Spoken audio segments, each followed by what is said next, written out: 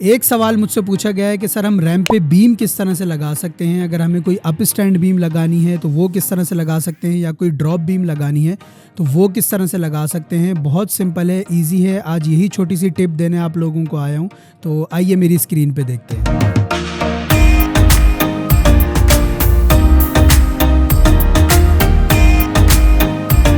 अच्छा, यहाँ पे मैंने ऑलरेडी एक रैम्प बनाया हुआ है। इसी रैम्प के ऊपर हम लोग अप्लाई करके देखेंगे कि हम बीम किस तरह से लगा सकते हैं। अगर आप लोगों ने रैम्प वाली क्लासेस मेरी नहीं देखी तो ये रहा लिंक, जाके प्लीज़ पहले रैम्प वाली क्लासेस देख लें। मैंने बहुत डिटेल में 2 क्लासेस रिकॉर्ड की हुई हैं। एक में मैंने बताया कि आप कस्टम रैम्प किस तरह से बना सकते हैं, और एक में मैंने बताया कि आप लोग बेसिक रैम्प अपना किस तरह से बना सकते हैं। तो पहले प्लीज़ जाके वो देख लें ताकि आप लोगों को समझ आ जाए कि रैंप हम किस तरह से बनाते हैं। अच्छा, अब यहाँ पे आर्किटेक्चर के टैब के बराबर में ही आपके पास यहाँ स्ट्रक्चर का एक टैब है, जिसमें सबसे पहला ऑप्शन आपके पास बीम का है। मैं सिंपल बीम पे क्लिक करता हूँ, और क्लिक करने के बाद अब अगर आप यहाँ पे देखेंगे मेरे पास सिर्फ एक बीम लोड हुई हुई है, जो कि है आई गर्डर वाली। ये मेरा क्योंकि आर्किटेक्चर टेम्पलेट है, आर्किटेक्चर टेम्पलेट में बाय डिफ़ॉल्ट रिविट कोई भी स्ट्रक्चर की फैमिलीज़ इंपोर्ट करके नहीं देता। अगर आपको कोई स्ट्रक्चर की फैमिलीज़ इंपोर्ट करनी है बेसिक, तो वो आपको करके दे देगा कि अगर आपको कोई कॉलम चाहिए वो करके दे देगा, कोई बेसिक बीम जैसे कि वो दिखा रहा है कि आई गर्डर उसने इंपोर्ट किया हुआ है। लेकिन अगर आपको कोई उसकी मज़ीद फैमिलीज़ इंपोर्ट करनी है जो बाय डिफ़ॉल्ट इसकी लाइब्रेरीज़ में मौजूद हैं, तो वो आपने उसमें मैनुअली इंपोर्ट करनी होंगी। अगर आप स्ट्रक्चर टेम्पलेट खोलेंगे तो स्ट्रक्चर टेम्पलेट में यहाँ पे आपके पास सारी बीम शो कर रहा होगा जो उसने अपनी लाइब्रेरी में रखी हुई हैं। तो याद रखिएगा, अगर आप आर्किटेक्चर टेम्पलेट यूज़ कर रहे हैं तो सिंपल एडिट टाइप में जाके यहाँ से लोड करके अपनी बीम लोड कर सकते हैं, या सिंपल यहाँ से आके लोड फैमिली पे जाएँ। लोड फैमिली में जाने के बाद देखिए यहाँ पे ऑलरेडी मैं कंक्रीट के फ़ोल्डर में मौजूद हूँ। आप सिंपल क्या करेंगे, यहाँ से लाइब्रेरीज़ में जाएंगे। मैं इंग्लिश इंपीरियल में जा रहा हूँ क्योंकि मैं इंच फिट में काम कर रहा हूँ। अगर आप मैट्रिक में कर रहे हैं तो आप इंग्लिश में जाएंगे, और इधर से जाके यूएस में जाएंगे। सारे ऑप्शन वही मौजूद हैं यहाँ पर भी। मैं अगेन यहाँ से पीछे आके इंग्लिश इंपीरियल में जाता हूँ, यूएस में जाता हूँ, और इधर जाके स्ट्रक्चरल फ्रेमिंग में जाऊँगा, कंक्रीट में जाऊँगा। कंक्रीट में जाने के बाद ये रहा आपका बीम, जो कि कंक्रीट बीम है, आपका रेक्टेंगुलर बीम के नाम से वो बता रहा है। यहाँ पे और भी बीम रखे हुए हैं, अगर आप लोगों ने ये यूज़ करने तो आप ये भी कर सकते हैं। मैं सिंपल कंक्रीट रेक्टेंगुलर बीम जो है वो इंपोर्ट कर रहा हूँ, और इंपोर्ट करने के बाद अब अगर आप यहाँ पे देखेंगे तो उसने कंक्रीट रेक्टेंगुलर बीम में जितने टाइप्स बनाए हुए थे वो मुझे यहाँ पे शो कर रहा है। आप चाहें तो यहाँ से एडिट टाइप करके डुप्लीकेट अपना कर लें, और यहाँ पे बीम की जो है वो आप विड्थ बता सकते हैं, और ये रहा एच जो बना हुआ है ये इसकी हाइट है। यहाँ पे आप अपनी बीम की हाइट बता सकते हैं। मैं सिंपल यहाँ पे डुप्लीकेट करता हूँ, और डुप्लीकेट करने के बाद 1 12 और 36 मतलब 1 फीट बाई 3 फीट की मैं एक बीम बना लेता हूँ। यहाँ से 1 फीट एंड 3 फीट की इस तरह से मैं बीम बना लेता हूँ, और ओके करता हूँ। ओके करने के बाद अब सिंपल आपने क्या करना है, यहाँ से पिक लाइन ले लें, ड्रॉ करना है ड्रॉ कर लें। इस तरह से बीम को आप ड्रॉ भी कर सकते हैं। इसमें एक इंटरेस्टिंग पॉइंट ये है कि आप बीम को जब सेलेक्ट करेंगे, सेलेक्ट करने के बाद वो आपको देखें यहाँ पर स्टार्ट लेवल दे रहा है जो आपका ये है, और यहाँ पे आपको एंड लेवल दे रहा है। तो अगर आप ये भी चेंज करना चाह रहे हैं, अगर कोई आप मैनुअली टेपर्ड बीम बनाना चाह रहे हैं तो आप वो भी बना सकते हैं। मैं अगर यहाँ से एंड लेवल इसका चेंज करके 5 फीट कर दूँ तो इस तरह से वो देखें टेपर्ड बीम मुझे बना के दे देगा।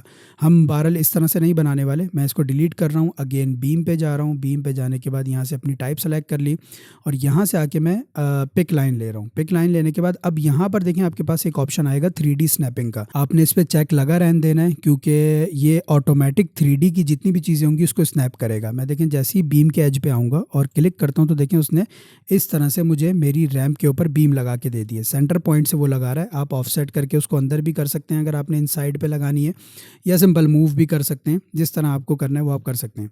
मैं सिंपल यहाँ पे आके अगेन इस वाले एज को सेलेक्ट कर रहा हूँ, और इधर आके इस वाले एज को सेलेक्ट कर रहा हूँ। तो इस तरह से वो मुझे बीम लगा के दे देगा। आपने जो जो एज सेलेक्ट करना है आप सेलेक्ट करते जाएँ, वो आपको उस पर 3D स्नैप करेगा और बीम लगा के दे देगा। अब अगर आप लोगों ने कोई अप स्टैंड बीम बनानी है, या इसी बीम को एज अ पैरापेट आप लोगों ने यूज़ करना है, तो वो किस तरह से आप लोग कर सकते हैं। आप लोगों ने सिंपल क्या करना है, मैं यहाँ पे सिंपल टैब प्रेस कर रहा हूँ, और टैब प्रेस करने के बाद मैं अपनी सारी बीम सेलेक्ट कर रहा हूँ। अगेन यहाँ से कंट्रोल प्रेस करके ये सारी सेलेक्ट कर रहा हूँ, और यहाँ पे देखें आपके पास जस्टिफिकेशन है, जेड जस्टिफिकेशन। मतलब ये जेड एक्सिस है कि आपकी बीम को वो जेड एक्सिस में अप डाउन कर देगा। अभी जो है वो टॉप से उसको सेलेक्ट करा हुआ है कि मतलब जब आप बीम का कोई मतलब रैम्प का किसी भी एज को आप सेलेक्ट करेंगे तो वो टॉप से नीचे लेके जाएगा आपकी बीम को।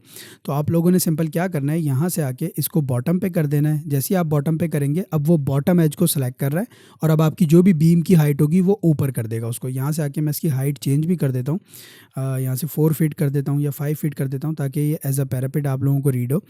अब यहाँ पे एक मसला आ रहा था पहले कि वो यहाँ पे जो है लैंडिंग वाला जो पैरापेट था उसको जो है वो रेज़ नहीं कर रहा था।